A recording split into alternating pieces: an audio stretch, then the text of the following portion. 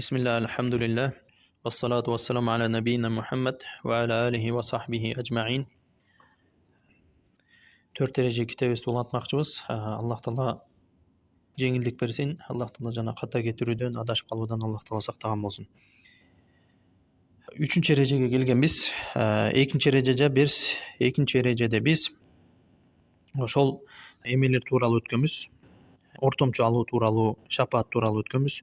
وَالَّذِينَ اتَّخَذُوا مِنْ دُونِهِ أَوْلِيَاءَ مَا نَعْبُدُهُمْ إِلَّا لِيُقَرِّبُوا إِلَى اللَّهِ زُلْفَى деп.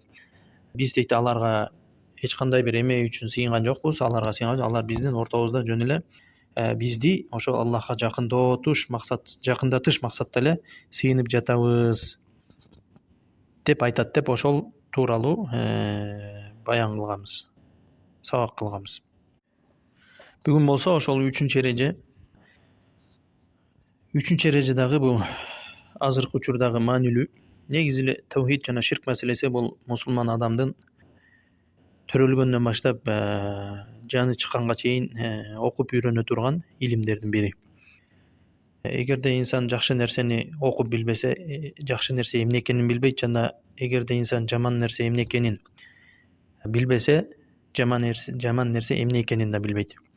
Жана ошондой эле инсан негизги жашоосунда негизги болгон Аллах Таала эмне максатта жаратканын ошонусун билбесе дагы адам бактысыз болуп жашайт. Ал эми бул адам эмне максатта жаратылганы, бул Аллах Таалага ибадат кылуу максатта жаратылган.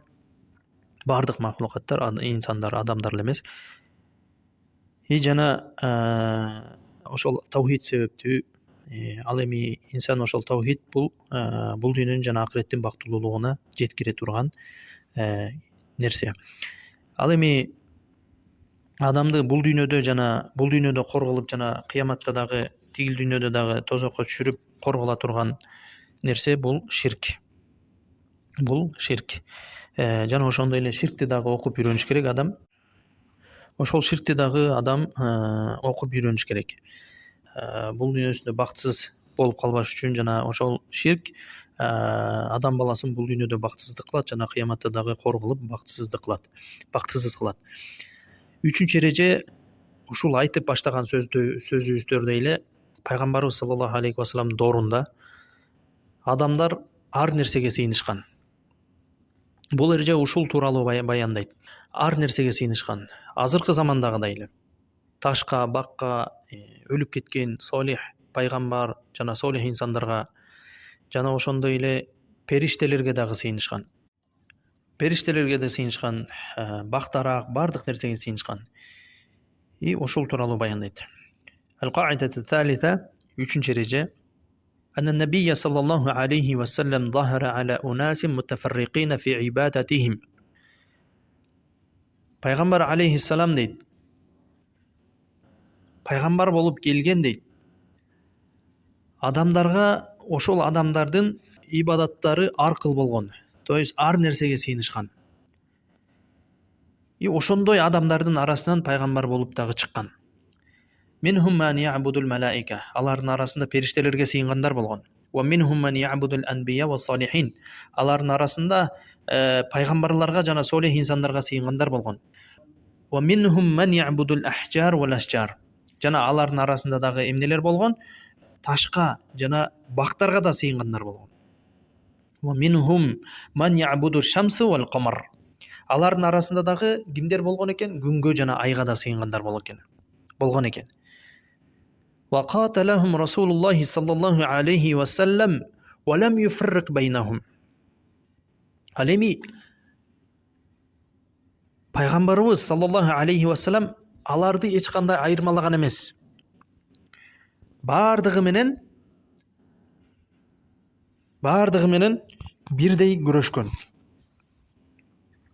Эч убакта айырмалаган эмес. Сен периштеге сыйынат экенсиң, сеники ширк эмес деген эмес.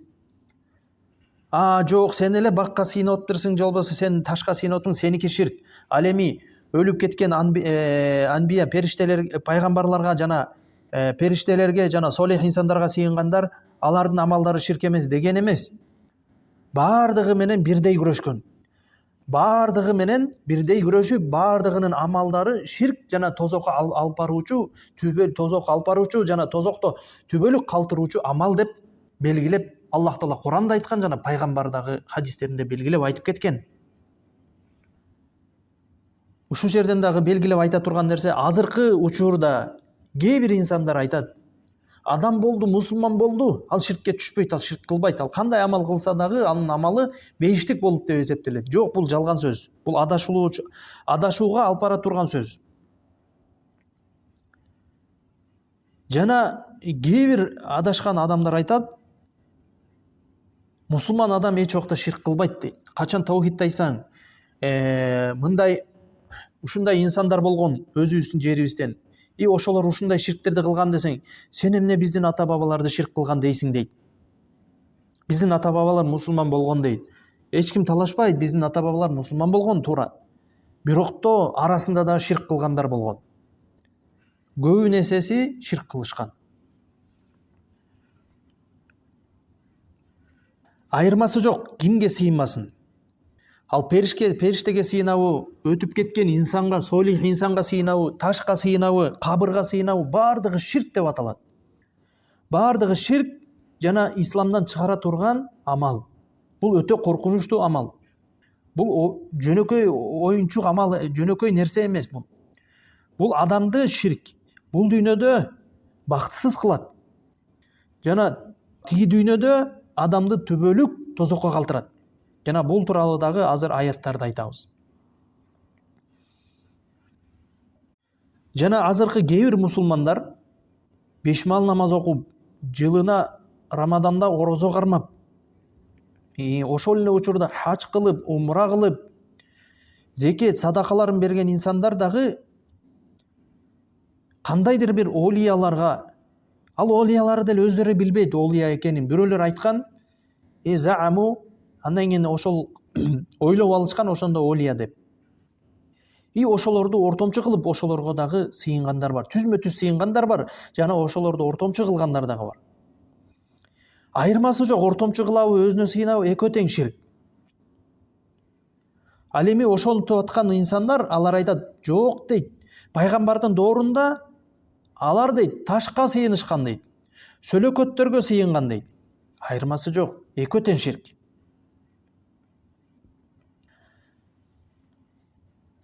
Ушундай ар нерсеге сыйынгандар бул эң кабх ширк, ширктин эң жаман, ыплас нерсеси бул. Анна асхабаху ла яжтамиуна аля шейин вахид. Ушундай ар нерсеге сыйынгандар, периштеге болобу, пайгамбарга болобу, солих инсанга болобу, ташка болобу, күнгө болобу, көзмөңчөккө болобу, эмнеге болбосун, сөккө болобу, эмнеге болбосун, алар эч убакта бир нерседе келишпейт. Бир нерсеге чогула алышпайт. Анткени Аллах Таала Куранда да айткан, тахсабухум жамиан дейт. Силер аларды бир деп ойлойсуңар дейт. Ва кулубухум шатта дейт. Бирок алардын жүрөктөрү дейт, чачыранды дейт. Азыр дагы кээ бир мусулмандар кандайдыр бир мусулмандар биригип алып, таухидке чакыргандарга жана ширктен тыйгандарды, кандайдыр бир ширкке чакыргандарды, жана ошолордон кайтарган инсандарды баардыгы биригиши мүмкүн. Бирок Аллах Таала айтып койгон алар тууралуу. Ва тахсабухум жамиан дейт. Аларды силер бирге деп ойлойсуңар дейт. Ва кулубухум шатта дейт. Бирок дейт, алардын неде? Жүрөктөрү чачыранды дейт. Алар ошол ахли суннага каршы келгенде эле биригип калышат. Болбосо алар бири-бирине душман. Мындай нерсени өзүбүз деле тарыхыбызда эле көрдүк, канчасы бири-бирин сатып, мансап үчүн, кресло үчүн. Ал эми муваххид, таухидти карманып, Аллах Таалага гана сыйынган инсан, булар бир нерседе биригишет, баардыгы ынтымакта болушат. Кала субханаху ва таала, Аллах Таала Куранда айтат. Юсуф сүрөсүнүн 39-40 аятында мындай дейт. Арбабун мутафарриқуна хайрун амиллахул вахидул каххар дейт. Бир нече чачыранды кудайлар жакшыбы, же жалгыз, жеңүүчү, күчтүү Аллах жакшыбы дейт. ما تعبدون من دونه إلا أسماء سميتموها.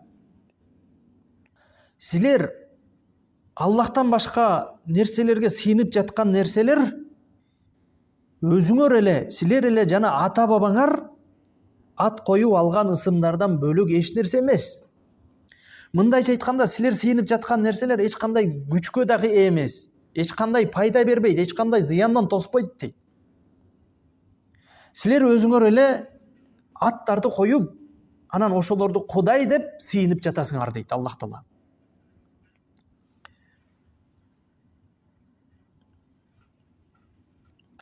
Алар ошондой чачыранды болушат, бир нерсеге биригишпейт.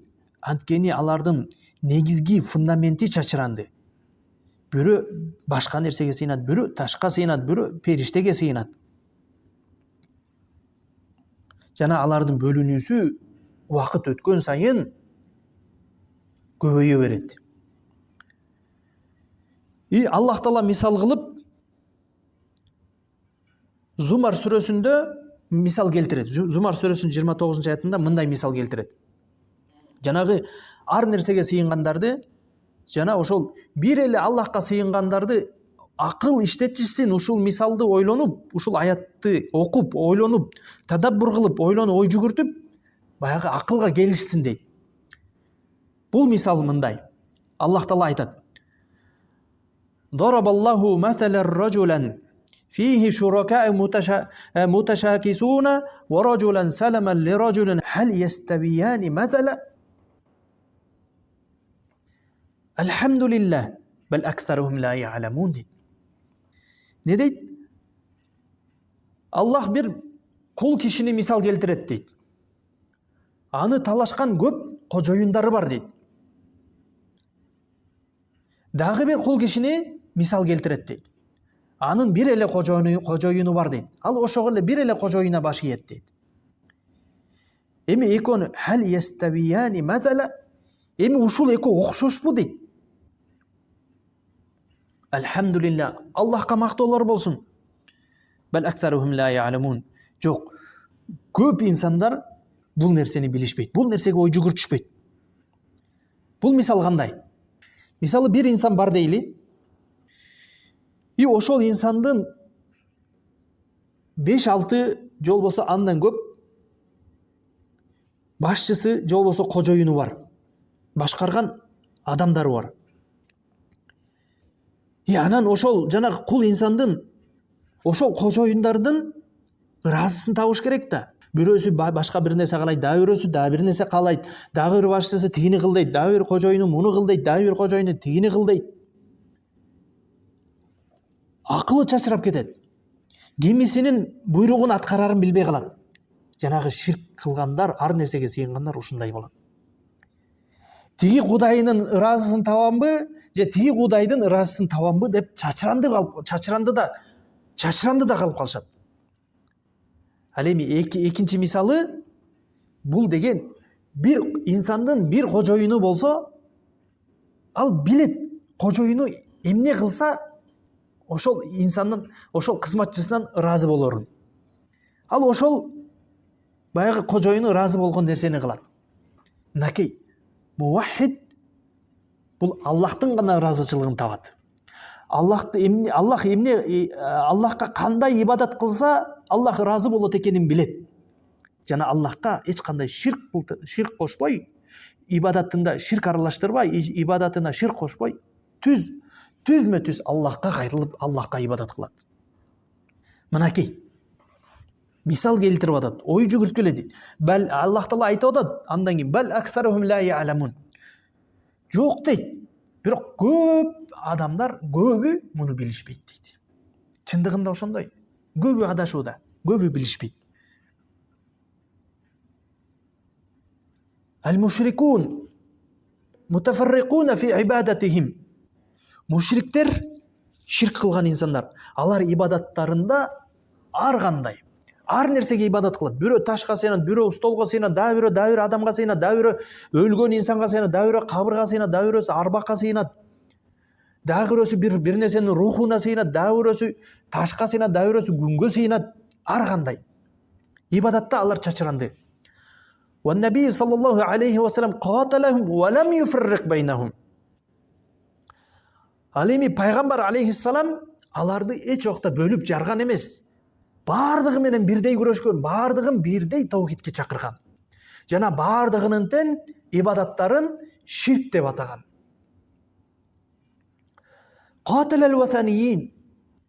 Идолдорго сыйынгандар менен күрөшкөн. Ва каталал яхуду ва насара. Жана ошондой эле ал иудейлер менен жана христиандар менен да күрөшкөн. Жана дагы каталал мажус. Ошондой эле отко, күнгө сыйынгандар менен да күрөшкөн. Ва каталал жамиил мушрикин. Жана бардык мушриктер менен ширк кылган инсандар менен бирдей күрөшүп, бирдей ширктеринен кайтарып, бирдей бардыгын бирдей эмне кылган? Таухидке чакырган. Жана алардын амалдарын ширк деп атаган. Периштеге сыйынган, солих инсандарга, пайгамбарларга сыйынган бардыгын эч кандай айырмалаган эмес. Фахада фихи раддун аля аллазина якулун. Пайгамбардын ушул амалы кээ-бир мусулмандарга жана кээ-бир исламдагы жамаат тайпаларга жооп болот. Алар кимдер? Алар мындай деп айтышат. Аллазина я'будуна ас-санам лайса мисл аллади я'буду раджулан салихан ва малакан минал малаика. Я салам. Жанагы идолдорго, буттарга сыйынгандар дейт. Алар дейт. Жанагы солих пайгамбарларга, периштелерге сыйынгандар бирдей эмес деп айтышат. Алар ушул жерден келет. Эмне деп? Өтүп кеткен олияларга сыйынса болот деп ушундай шубха менен келет. Күмөндөр менен келет, адашуу менен келет. Ошондуктан таухид ширкти окуп үйрөнүү керек. Айырмасы жок. Бүт экен бүт бары ширк. Азыр ар бирөөнө далил менен келебиз. Периштеге сыйынган ширк экенби? Анын далилин келебиз. Солих инсандарга сыйынган ал ширк экенби? Анын далилин алып келебиз. Санамдарга сыйынган, күнгө сыйынган ширк экен, алардын да далилдерин алып келебиз. Бүт барын Курандан алып келебиз. Иншалла. Алар эмне дейт? Эмнеге десең, لأن الهؤلاء الذين يعبدون الأحجار والأشجار дейт. Алар жамадат, يعبدون الجمادات. Мындайча айтканда, алар баягы бак-сакка сыйынып отушпайбы дейт. Ал эми бак менен дейт, солих инсан бир эмес да дейт, экөө тең эмес да дейт. Мындайча айтканда, бирөө жансыз, бирөө жандуу да дейт. Ал эми жанагы өтүп кеткен солих инсандарга, пайгамбарларга, периштелерге сыйынып аткан дейт. Алар дейт, Аллахка жакын нерселер болгон дейт. Ошондуктан экөөнүн айырмасы бар дейт. А биз айтабыз, экөөнүн тең айырмасы жок. Тигил да ширк, бул дагы ширк. Алар бул нерсеси менен жана кылып аткан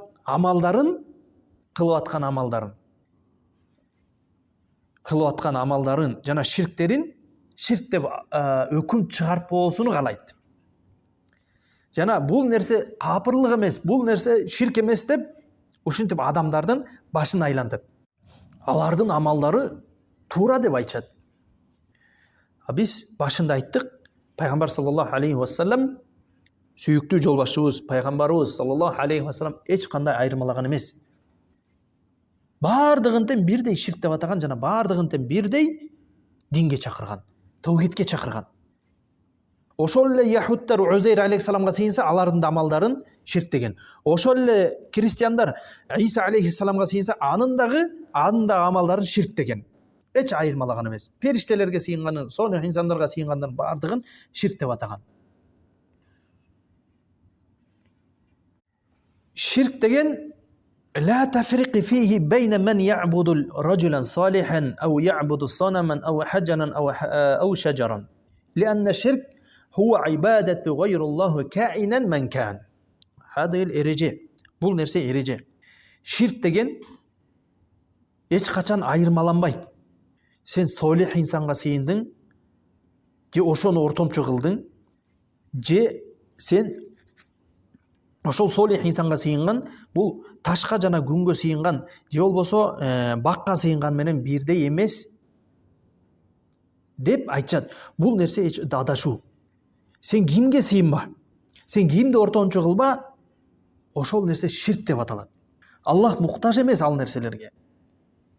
Лианна ширк, ал эми ширк деген бул хуа ибадату гайруллахи каин ман кан. Аллахтан башка нерселерге сыйынгандын бардыгы ширк болот. Ал эмне болбосун? Асман болсун, тоо болсун, таш болсун, бак болсун, көз мончок болсун, бичак болсун, сөөк болсун, арбак болсун, кабыр болсун, бардыгы ширк. Анткени Ниса сүрөсүнүн 36-аятында Аллах Таала эмне дейт? Ва'будуллаха ва ла тушрику бихи шей'a. Аллахка гана сыйынгыла. Ва'будуллаха буйрук келип атат. Аллахка гана сыйынгыла. Ва ла тушрику бихи шей'ан. Жана ага эч нерсени, эч кимди шерик кошпогула дейт. Ошол кылып аткан ибадаттарыңарда, амалдарыңарга Аллахтын өзүнө гана сыйынгыла, ошол кылып аткан ибадаттарыңарды Аллахка шерик кошпогула, ибадаттарыңарга ширк аралаштырбагыла деп атат. Бул жерде вала тушрику бихи шей'ан, шей'ан деген сөз, калимату шей'ан, нерсе деген сөз. Бул сияк нахи таамму куллу шей. Бул жерде тыюу иретинде келди, жана бардык нерсени ичине камдайт. Анткени шей'ан деген бул көптүк түрдө келди. Ма'рифа менен келген жок. Алиф жана лам кошулган жок бул жерге. Шей'ан деп накира түрүндө келди. Мындайча айтканда бардык нерсени ичине камтыйт.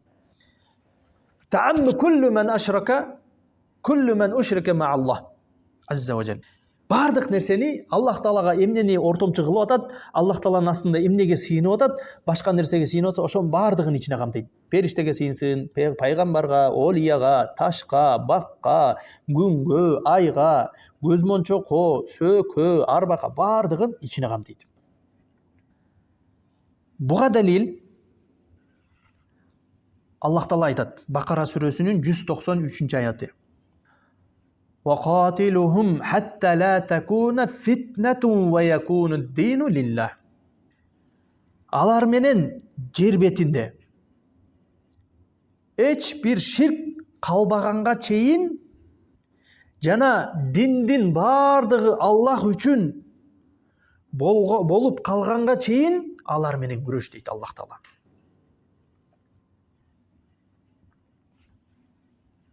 Аллах Таала эмне дептир? Алардын фитна деген сөз, бул жерде фитна деген сөз, бул ширк деген сөз. Алардын бардыгы менен күрөш дейт. Аллах Таала бул жерде бөлүп берген жок. Бөлүп айткан жок. Периштеге сыйынсаң бул ширк эмес. Олияга сыйынсаң бул ширк эмес деп бөлүп айткан жок. Бардыгын айтты. Вaqatiluhum hatta la takuna fitna dedi. Далил аля китали мушрикин. Ошол бул жерде далил, ошол мушриктер менен күрөш деген далил. Күрөш деген далил. Гайру тафриq байнахум хасаб мабудатихим. Бул жерде бөлгөн жок, алардын сыйынып жаткан нерселерин бөлүп айткан жок. Сен периштеге, сен солихтерге сыйынып атпсың. Сен мусулман бойдон калдың деген жок.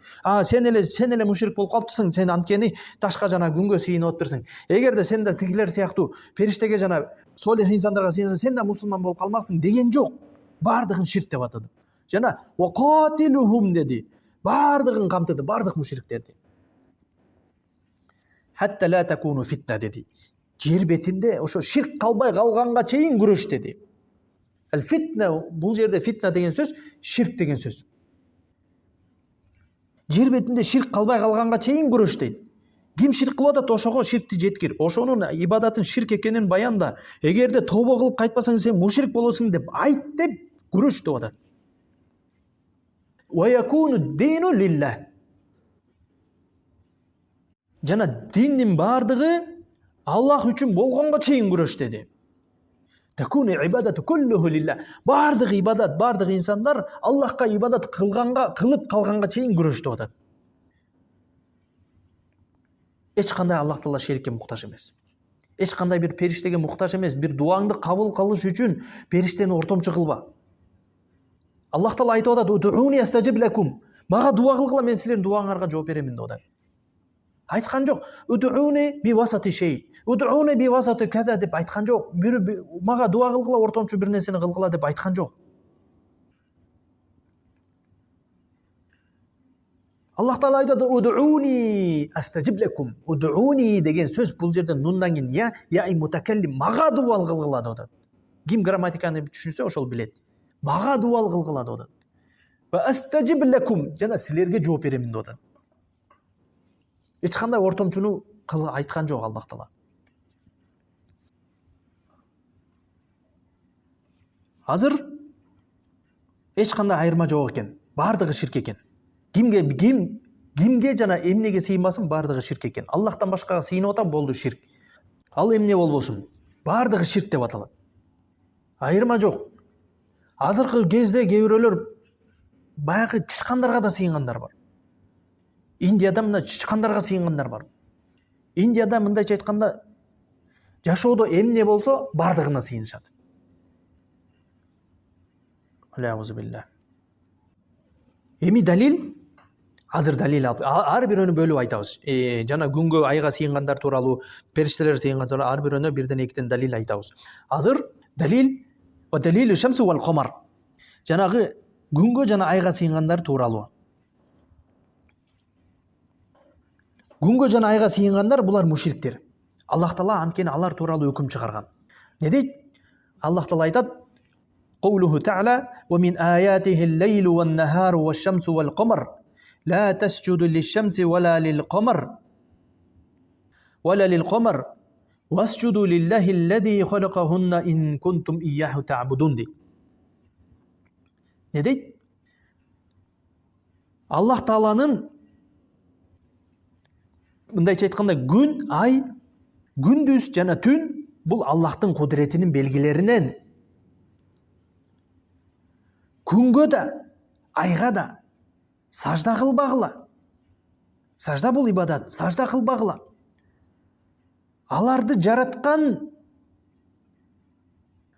Аллахка сажда кылгыла. Анда не дейт Аллах Таала? Эгер анын өзүнө ибадат кылуучу болсоңор дейт. Ушул аяттан биз билебиз, адамдар бар экен күнгө жана айга сыйынган. Ошондуктан Аллах Таала муну тыйып атат. Ла тасджуду лиш-шамси вала лил-камар. Ай менен күнгө сыйынбагыла деп атат. Васджуду лиллахи аллази халакахунна дейт. Ошол экөөнү жараткан затка Аллахка сыйынгыла деп атат. Ошондуктан дагы пайгамбарыбыз саллаллаху алейхи вассалам күн чыгып баратканда жана күн кирип баратканда намаз окуудан тыйган. Күн чыгып баратканда, качан күн чыгып баратканда бир 15-20 мүнөт, жана күн кирип баратканда шамга чейин бир аз убакыт, 20 мүнөттүк убакыт азанга чейин. Ошол учурда намаз окуганга тыюу салынган.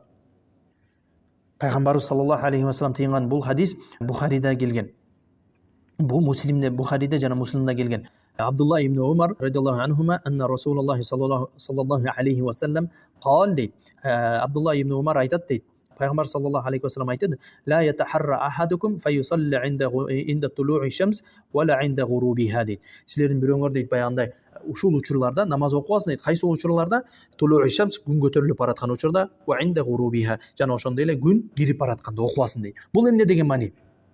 Ошол жерде, ошол убакытта окуса эле баягы ширк болуп калды, мушрик болуп калды деген сөз эмес. Пайгамбар саллаллаху алейхи вассалам качан бир нерседен сыйганда, бул жерде баягы усулул фихта эрежа садди зараи деген бар. Баягы бир жамандыктын келүүсүн алдын ала тосуу деген бар да.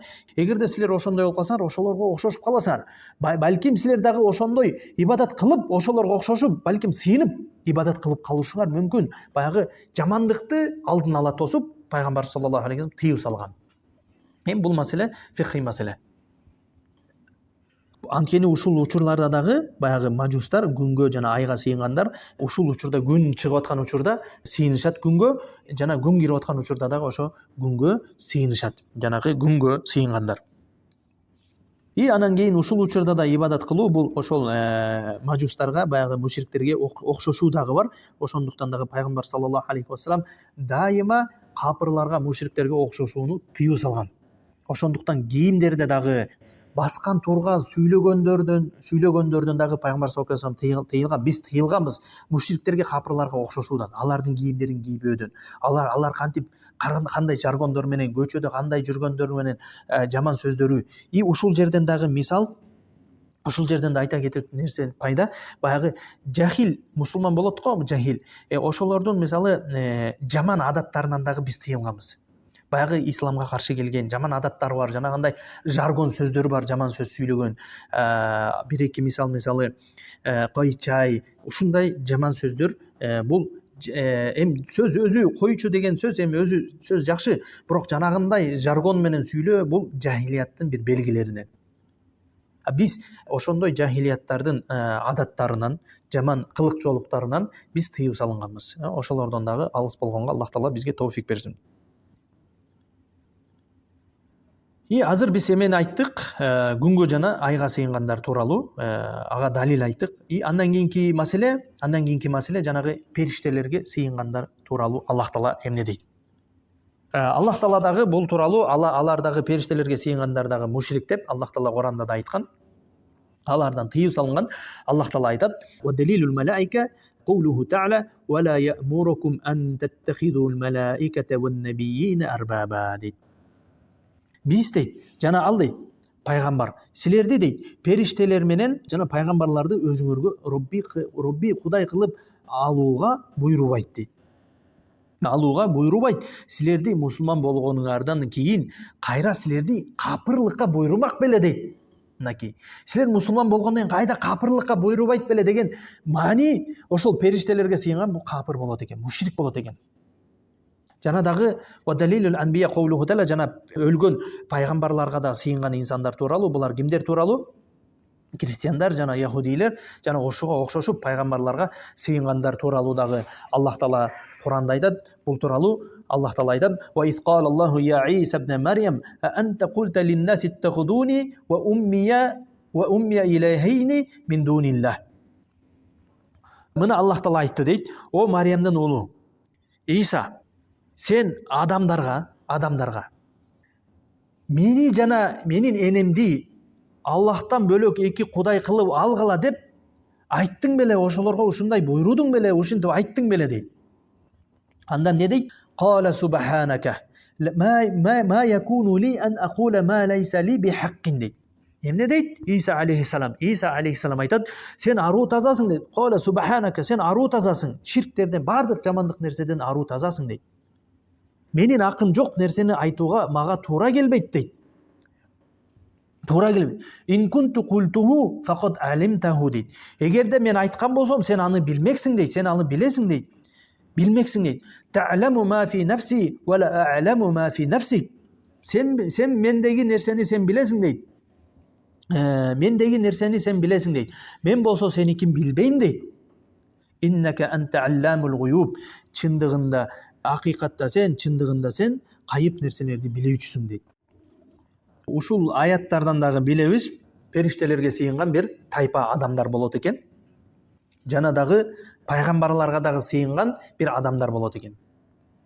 Мынакей, бардыгын Аллах Таала ширк деп атады, жана бардыгынан тыюу салды. Биринчи жанагы тыюу салынган күнгө жана айлар тууралуу айтты, андан кийин периштелер тууралуу айтты, аларды дагы которуп эметтик.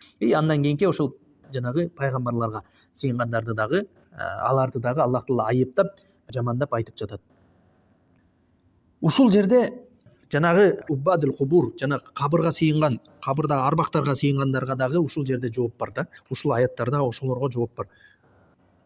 Жана башында эле айтып кеткендей, ушул аяттарда дагы жооп бар. Алар эмне дейт? "Инна ширка ибадатул аснам фақат ва лайса юсавва индахум байна ман а'бадал аснам ва байна ман абада валиян ва раджулан салихан. Юмкину тасвия байна هؤلاء يزعمون أن الشرك مقصور على عبادة الأصنام فقط فهذا من مغالة واضحة بين الناحيتين". Алар эмне деп айтат? Ширк деп бул деген жөн эле жанагындай асламдарга, бакка, сөөк, бир нерселерге эле, ташка сыйынгандар эле, ушинтип эле ошолор эле ширк болуп эсептелет. Ал эми солих инсандарга, өтүп кеткен пайгамбарларга, ошолорго сыйынуу бул ширк эмес деп айтат. Экөөнү тең ширк деп айтсаң, сен экөөнү теңебе, ошол теңесең сенин сөзүңдү инкар кылышып, жокко чыгарышат. Жана алар езумуна, яни алар ойлошот ширк деген бул ошол баягы санамдарга эле, баягы күн, айга, же болбосо бир сөлөкөткө, же болбосо бир сөөккө, же болбосо бир ташка, же болбосо бир бакка эле сыйынган нерсе ушул эле ширк деп эсептешет. Алар ушинтип эле ойлошот. Жана эсептешет албетте. Бул жерде чоң адашуу бар, чоң адашуу бар. Чоң адашуу бар. Жана бул жерде Аллах Таала ушул жерден өзү бул жерден адашуусун Аллах Таала өзү эле түшүндүрүп берип атат. Биринчи тараптан бул Анналлаху жалла ва ала фил Кур'ан анкара жами'i ма амара би китали жами. Аллах Таала бардыгынтен периштеге сыйнабы, солих инсанга сыйнабы, пайгамбарга сыйнабы бардыгынтен не деди? Ширк деп айтат жана бардыгы менен күрөш деп буйрук берди Аллах Таала. Экинчи тараптан болсо аннан наби саллаллаху алейхи ва саллям лам юфаррик байна ман абиди санамин ва абиди малак ва раджул салих. Анткени пайгамбар саллаллаху алейхи ва саллям бизде эреже бар. Пайгамбар саллаллаху алейхи ва саллям эч убакта бөлүп жарган эмес, бардыгынтен. Бөлүп жарган эмес. Бардыгынтен ширк деп атаган. Бардыгынтен ширк деп атаган. Ва далили салихин эми азыр болсо жанагы солих өтүп кеткен олияларга, солих инсандарга сыйынгандардын Аллах Таала алардын дагы ибадатын ширк деп айткан аятты ошолорго далил алып келебиз. Аллах Таала айтат: "Улайика аллазина яд'уна يبتغون إلى ربهم الوسيلة أيهم أقرب ويرجون رحمته ويخافون عذابه." Ne deydi? Алар силер сыйынып жаткан нерселер дейт. Силер сыйынып жаткан инсандар дейт. Же болбосо солих инсандар өздөрү Аллахка дуа кылышып, Аллахка кимибиз жакыныраак болууга жол издешет дейт. Жана Аллах Тааланын ырайымынан, мээриминен үмүт кылышып, жана Аллах Тааланын ваяхафуна азабаху, жана Аллах Тааланын азабынан коркушат дейт. Чынында Роббиңдин азабынан сак болуу керек. Мынакей бул жерде улайикаллазина яд'уна ябтагуна иля роббихимул васила айюхум акрабу. Силер сыйынып жаткан нерселер алар өздөрү ошол инсандар, солих инсандар. Улайикаллазина яд'уна ябтагуна иля роббихимул васила. Алар өздөрү Аллахка жакын болуу жолдорун, методдорун, ыкмаларын издешет. Биз кантип, кандай ибадат кылсак, солих ибадат кылсак, биз Аллахка жакын болобуз деп жол издешет өздөрү. Айюхум акробу, биз кантип кимибиз жакын болобуз? Аларда мусабака бар. Жарышуу бар. Аллах Тааланын ыраазычылыгын табып, ага жакын болууга аларда мусабака, жарышуу бар. Жарышуу бар. Ушул аятка көп көңүл буруш керек. Ой жүгүрүш керек. Бул аят бир эки окуяда түшкөн дейт да. Биринчиси жанагы Узейр алейхиссаламга жана Масих, жанагы Масих деген Иса алейхиссаламга жана Мариям алейхиссаламга сыйынгандар тууралуу түшкөндө, жана Узейр алейхиссалам жана эмелер тууралуу да, мындайча айтканда христиандар Иса алейхиссаламга анын апасына да сыйынат да, Мариям энебизге, Мариям алейхиссаламга. Анан кийин яхудилер Узейр алейхиссаламга, же болбосо Солих инсанга сыйынышат. Ушулар тууралуу аят, кысса, баягы окуя ошолор тууралуу дейт. Аллах Таала бул жерде эмне дедат? Ошолор силер сыйынып жаткан нерселер, Иса жана Мариям жана Узейр алейхиссалам, алардын бардыгы солих инсандар дейт. Алар өздөрү Аллахка ибадат кылышат дейт. Алар өздөрү Аллахтын пенделери, Аллахтын кулдары жана Аллахка өздөрү ибадат кылышат дейт. Ва ятакаррабуна илаллах, Аллах Таалага жакын болуунун жолдорун издешет дейт. Ва яржуна рахматаху ва яхафуна адабу. Ошол өздөрү Иса алейхиссалам, Мариям алейхиссалам, Узейр алейхиссалам өздөрү Аллах Тааланын азабынан коркуп, Аллах Тааланын мээримине, ырайымына үмүт кылышат дейт. Алар өздөрү муктаж пенделер дейт. Аллах Тааланын ырайымына жана кечиримдүүсүнө муктаж пенделер дейт өздөрү.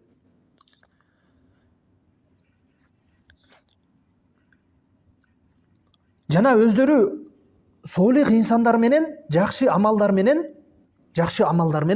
солих амалдар менен, жакшы амалдар менен Аллах Таалага жакын болуунун жолдорун издешет дейт.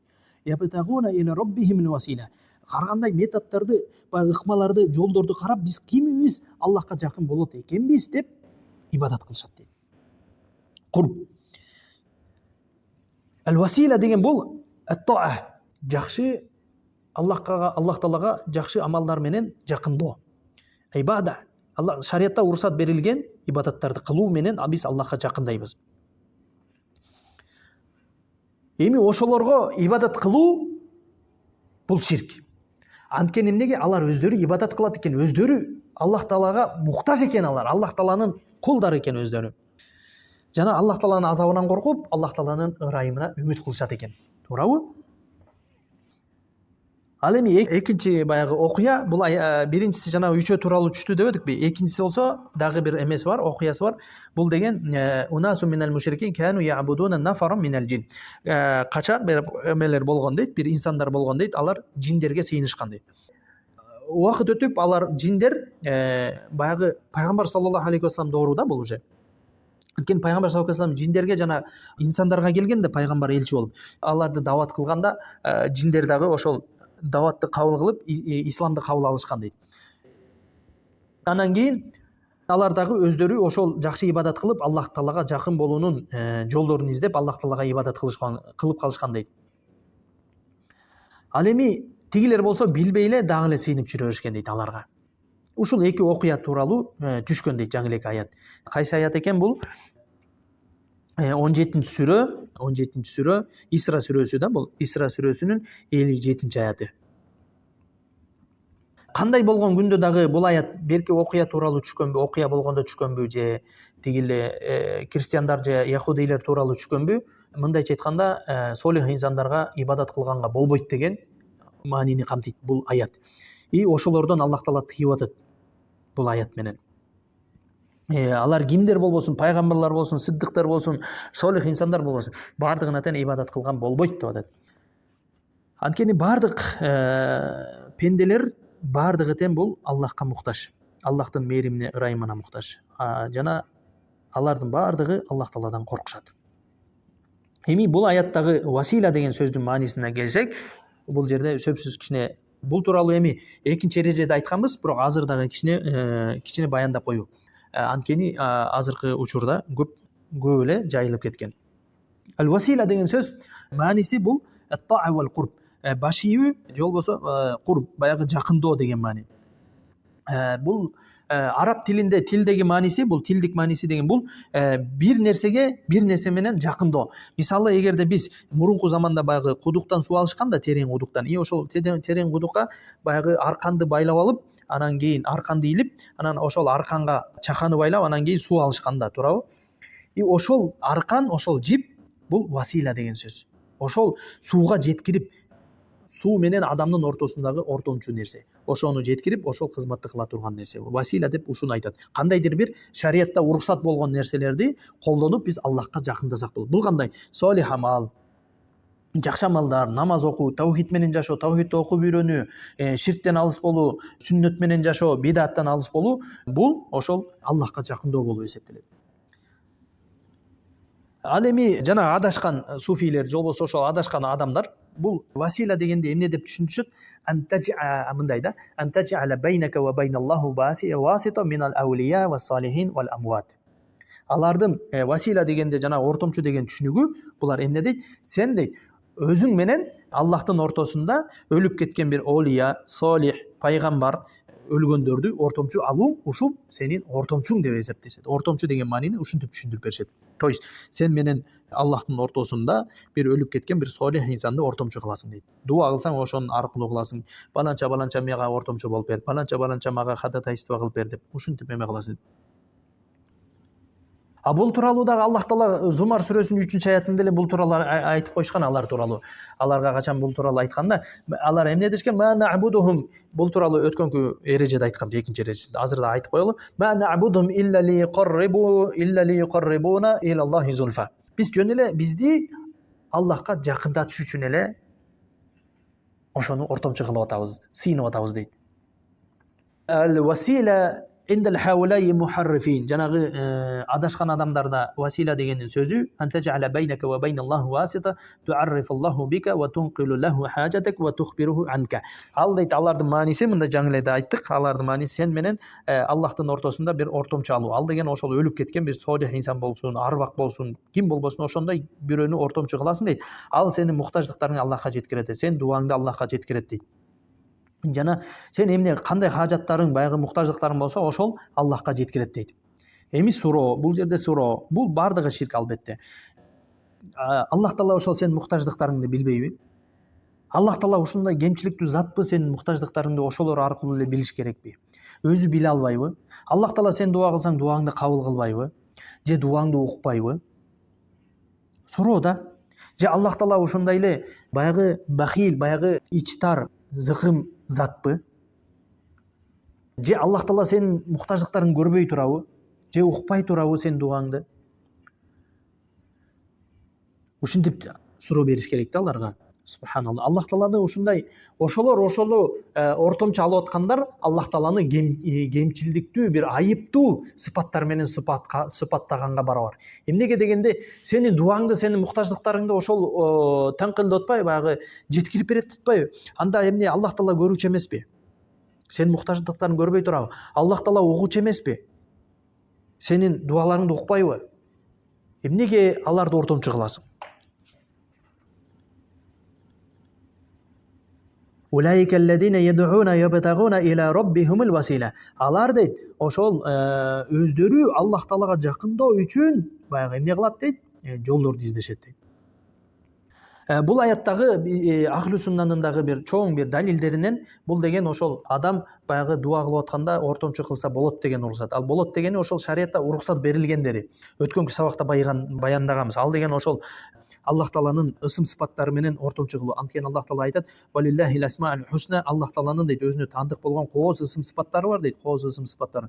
Фадууху бихади. Эми ошолор менен ортомчу кылып дуа кылгыла дейт Аллах Таала. Уруксат берип атат. Экинчи болсо эми узун хадис. Өткөнкү сабакта баяндаганбыз, бул хадисте дагы узун хадис, жанагы 3 адам талаада кетип баратып үңкүргө кирип, анан эшиги жабылып калып, анан ошол инсандар өздөрүнүн солих амалдары менен ортомчу кылып суроо. Инсан кандайдыр бир солих амал кылган болсо, бирөөгө зекет берген болсо, бирөөгө жардам берген болсо, бирөөгө садака кылган болсо, деги эле баягы өзүнүн баягы намаз окуса дагы ошол солих амал, ошо менен ортомчу кылуу, орозо кармаса ошол дагы ортомчу кылуу. Бардык нерсе ушунун бардыгы солих амалдар. Ушулар менен ортомчу кылса болот деген. Үчүнчүсү шариатта уруксат берилген үчүнчү ортомчулук бул деген, эгерде сен түрүү биринчи бул бир инсан таква деп эсептейсиң. Ал биринчи таква, мушрик эмес, ширк жок, тавхид менен жашаган, сүннөт менен жашаган, бидатка аралашпайт. Ушундай инсанды деп билсең, бир адамды илимдүү. Экинчиден ал сенин жаныңда болуш керек. Үчүнчүдөн ал сага эмне болуш керек? Кадир, ошол нерсеге дуа кылганга мүмкүнчүлүгү болуш керек. Ушул нерселер чогулса, ошондон мага дуа кылып кой дейсиң. Түрүү затка, өлүк затка эмес, түрүү затка. Сенин жаныңда болуш керек. Үчүнчүсү ошол дуа кылганга кудуреттүү болуш керек, дуа кыла ала турган инсан болуш керек. Ошондой болсо, ошентип сурасаң болот. Бирок муну дагы кылбаган жакшыраак. Аллаху алим. Башка аятта дагы Аллах Таала эмне дейт? Башка аятта да Аллах Таала мындай деп айтат. Бая Маида сүрөсүнүн 35-аятында: "Я юхалладина аману Я юхалладина аману тақуллаха", иман келтирген адамдар Аллах Тааладан коркула, таквачылык кылгыла дейт. "Ва бетагу илейхил васила", жана Аллах Таалага жакын болуунун жолдорун издегиле дейт. "Ва жахиду фи сабилихи", жана Аллах жолунда күрөшкүлө дейт. Мына Аллах Таала баягы ортомчу алгандарды дагы мактап атат. Эми бул деген васила деген, ортомчу кылуу деген, ошол адам өзү эле тавхид менен жашаса, тавхидти окуп үйрөнсө, ширк кылбаса, Аллах Таалага өзү жакындайт. Ширктен алыс болсо, бидаттан алыс болсо, сүннөт менен жашаса, ошол Аллахка жакын инсан болуп эсептелет. Күнөөлөрдөн алыс болсо, кичинесинен чоңунан бардык нерсесинен. Бул жерде Аллах Таала өзү бизге "Ва бетагу илейхил васила" деп атат. Буйрук "Ва бетагу" деп атат. Буйрук берип атат. Инналлаху амарана ан наттахидал васила. Аллах Таала бизге бул жерде ортомчу алууга өзү буйрук берип атат. Жаңы эле буга чейин айтып кеткендей, ортомчу алуу бул ошол үч эле ортомчу кылса болот. Үч эле нерседе, шариатта үч эле нерсе бар ортомчу кылуу. Ошол биринчи Аллах Тааланын ысым сыпаттары менен, мисалы, "Эй Аллах, сен кечиримдүүсүң, мени кечир. Эй Аллах, сен мээримдүүсүң, мени мага мээрим кыл", ошондой да. Экинчиси жана ошол солих амалдар, далилинде айттык. Үчүнчүсү ошол солих инсан хадир ва кадир ошол жерде болуш керек. Эгерде алыста болсо ага болбойт. Түрү болсо дагы, бирок алыста болсо, анан өзүң кайрылып эле түндө туруп, мисалы, намаздан кийин баланча ал түрү болсун, баланча мага ортомчу кылып кой десең, мага дуа кылып кой деген болбойт. Анткени ал хадир, жаныңда болуш керек. Бул тууралуу дагы өткөн эмелерде баяндаганбыз. Ал эми ушул үчөөнө каршы келген ортомчулук, шапаатчылык бардыгы тең ширк болуп эсептелет. өлүктү ортомчу кылсын, олия болуп кетсин. Анткени сенин жаныңда эмес, ал кадир эмес. Экинчиден сүйлөбөйт, ал кабырда. Периште болсун, ал дагы болбойт. Өлүп кеткен пайгамбар болсун, даже биздин сүйүктүү пайгамбар, жол башчыбыз дагы болсун, аны да ортомчу кылганга болбойт. Ооба, мынтип дуа кылууга болот. Аллахым, кыяматта мени пайгамбардын шапаатына насип кыл деп Аллахтан сурайсың. Аллахтан суралат. Пайгамбардан эмес. Пайгамбар сенин шапаатыңа сен мени насип кыл десең, бул ширк болот. Насаллаллаху афия ва салама. Аллах Таала баарыбызды ширктен сактасын. Мындай кылбаш керек. Наоборот, Аллах Тааладан сураш керек пайгамбардын шапаатына насип болууну. Тайып, наам. Алар тууралуу Аллах Таала Юнус сүрөсүнүн 18-аятында мындай дейт. Жанагы алар кылып атпайбы? Ортомчу кылып атпайбы ошол нерсени ибадат деп? Жана ошол нерсе эч кандай бир пайда, зыян да бербейт деп Аллах Таала Куранда Юнус сүрөсүнүн 18-аятында мындай дейт. Ва я'будуна мин дуниллахи ма ла ядурруhum ва ла янфa'uhum дейт. Алар дейт сыйынышат дейт, Аллахтын астында башка бир нерселерге сыйынышат дейт. Алар дейт өз тигилерге сыйынгандарга эч кандай ла ядурруhum, эч кандай зыян жеткирбейт. Ва ла янфa'uhum, эч кандай бир пайда жеткирип бербейт дейт, жана зыяндан тоспойт дейт. وَيَقُولُونَ هَؤُلَاءِ شُفَعَاؤُنَا عِندَ اللَّهِ. Жана алар айтышат дейт, булар дейт, биз буларга сыйынбайбыз, жөн эле биздин ортобузда, Аллах менен биздин ортобузга, жол болсо Аллахка бизди жакындатсын деп эле, шапаат болуп берсин деп эле ошолорго кайрылабыз дейт. Жана Зумар сүрөсүнүн 3-аятында وَالَّذِينَ اتَّخَذُوا مِن دُونِهِ أَوْلِيَاءَ مَا نَعْبُدُهُمْ إِلَّا لِيُقَرِّبُونَا إِلَى اللَّهِ زُلْفَى дейт. Жанагы алар дейт, жана сыйынып жаткан Аллахтын астында башка нерселерге сыйынып жаткан нерселерне дейт, алар эмне деп айтышат? Адамдар эмне деп айтышат? Ма нa'будухум дейт. Биз буларга сыйынбайбыз деп айтышат дейт. Илля лиюқаррибуна илаллахи зульфа. Бизди жөн эле Аллах Таалага жакындатып койсун деп айтып атат. Дешет. Бул ибадат эмес дейт. Аллах Таала ошолорду ошол нерселерин ибадат деп атат.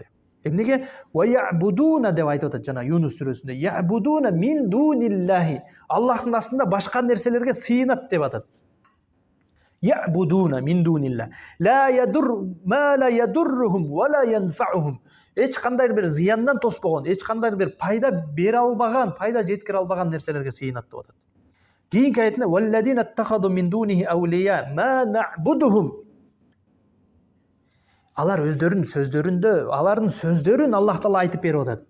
Алладина аттахазу мин дунихи. Аллахтын астында жанагы олияларга сыйынган, ортомчу кылып аткандар тууралуу, аулияларга сыйынып аткан ортомчулар тууралуу, валилер тууралуу эмне дейт? Ма нa'будухум, нa'буд ибада. Биз аларга сыйынбайбыз деп өздөрү ушул сөз менен келип атат. Мынакей ибадат экен. Бардыгы ибадат экен. Ортомчу кылсын, алардан сурасын, аларга бар түзмөзө сыйынсын, аларды ортомчу кылсын, бардыгы ширк болуп эсептелет. Ла фарка байнахум. Алардын эч кандай бир эмеси жок, айырмасы жок, бардыгы ширк болуп эсептелет. Жана Аллах Таала ширк кылган адамдар тууралуу мындай деп айткан.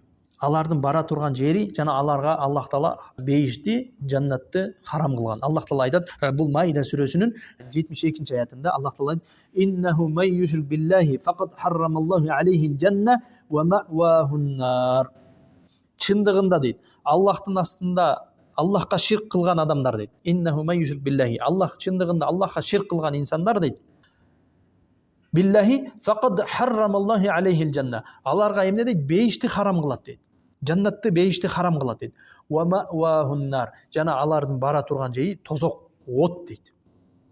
Аларга бейиш харам болот экен, бейишке кирүү. Жана алардын бара турган жери тозок, от болот экен. Ва малид залимина мин ансар. Жана эч бир залым инсандарга, эч кандай залымдарга эч кандай бир жардамчы болбойт экен. Бул дүйнөдө жардамчы болбойт, кыяматта да жардамчы болбойт. Бул дүйнөдө азап менен жашайт, кыяматта да азапты көрөт, тозокко түшөт. Болду, алар түбөлүк тозокто калат. Аллах Таала баарыбызды сактаган болсун ширктен. Ашахид мин ал-ая, бул аяттан бизге далил болуп бере турган нерсе бул анна фиха далилан ала анна хунака мин ал-мушрикин ман я'буду ас-салихин.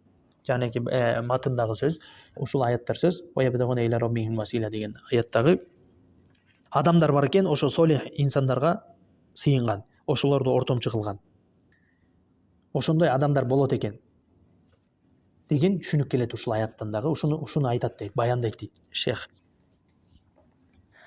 Ал эми ошол өздөрү сыйынып жаткан инсандар эмне деди? Алар өздөрү Роббибизге, Кудайга жакын болобуз, Аллахка жакын болобуз, кимибиз жакын болобуз деп өздөрү васила жолдорду издешет дейт. Айюхум акрабу, жана алар айюхум акрабу ятасабакун илаллахи азза ва жал бил ибада ли факрихим илаллахи ва хажатихим ва яржуна рахматаху ва яхафуна адабаху.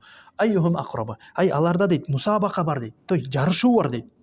Жарышуу бар дейт. Кимибиз Аллахка жакын болобуз деп өздөрү жарышат дейт Аллахка.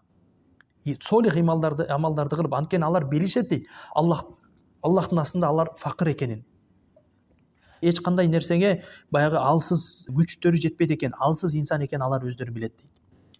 Ва яржуна рахматаху, жана алар Аллах Тааланын ырайымына үмүт кылышат дейт. Ырайымына илинип калалы деп солих амалдарды жолдорду издешип таква болууга баягы үндөнүшөт, таква болушат. Ошол менен бирге Аллах Тааланын ырайымына үмүт кылышат дейт. Ва яхафуна адабаху, жана алар Аллахтын азабынан коркушат дейт. Ушул 3-чү эреже бүтө элек, иншалла. Азыр кичине узак болуп кетти. Дагы жанагы эмелер тууралуу айтабыз. Бакка жана ташка сыйынгандар тууралуу дагы. Аллах Таала баарыбызды ширктен сактаган болсун, бидаттан сактаган болсун, жана Аллах Таала баарыбызды ширк элдеринен алыс кылган болсун.